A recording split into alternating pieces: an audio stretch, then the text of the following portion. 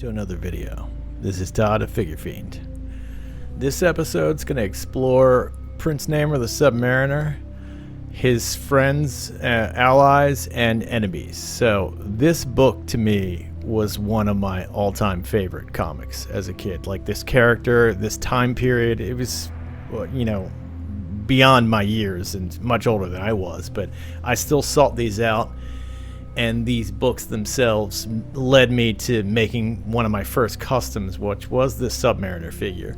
And this one actually used an old Zika head that I'd gotten from Mego Meat 15 years ago or more that stayed in a box. And eventually I decided to do something with it. I had found some pants that I dyed green and then cut and then painted the actual scales on and done a pass. And then afterwards I was thinking about Tarzan, and I thought, you know, I really want to go way more vintage on this and far less modern. So I did another Submariner, this time with the world's greatest head, and just wanted a much simpler, cleaner aesthetic. I wanted to box him, you know, like the early Mego stuff, and present him in that way. And then eventually I was like, well, I want to card him as well, just so I can see more of the body.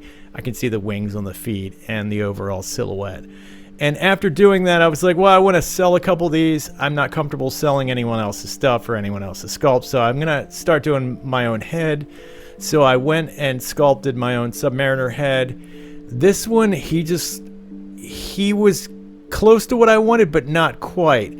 So then I took a detour and went, you know, I love the Savage Submariner suit. It's so cool and so unique. So started working on a Savage version of him and getting all the base pieces that were unique, like the belt in that way. And that's when I really noticed he looked really like bitchy.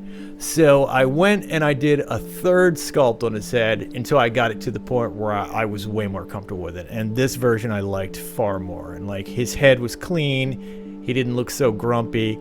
I did another suit that was like a flesh suit because I wanted to get more pink in him, because the suit I was using was a flesh suit from FTC and it just looked tan.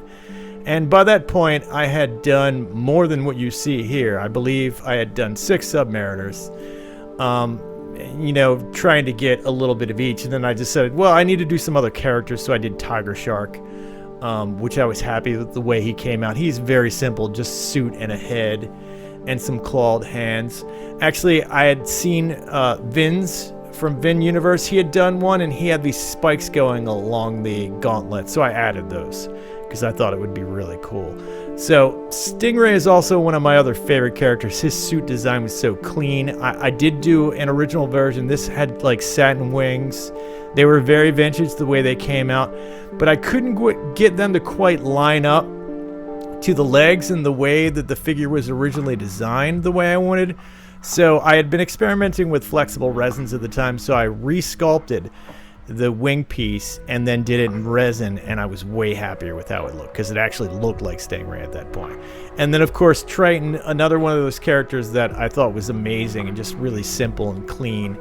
I did a version. I went more purple than the I guess like reddish purple that he's sometimes shown as.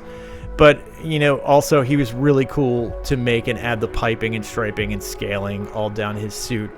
And then this is funny. I was at a show with John from Monolith, and I'd gotten my hands on this $10 Superman body. And originally I wanted to do a Moon Knight, but I decided he was way too bulky. So I was looking at the Submariner pieces, and I thought, he is so big and powerful, he would make an amazing Submariner. So that's what he became, a 12-inch Submariner, and the Triton itself is almost 15 inches. It's massive. So I know this was a short one. Thanks for taking a look and spending a little time and looking at these. Take care.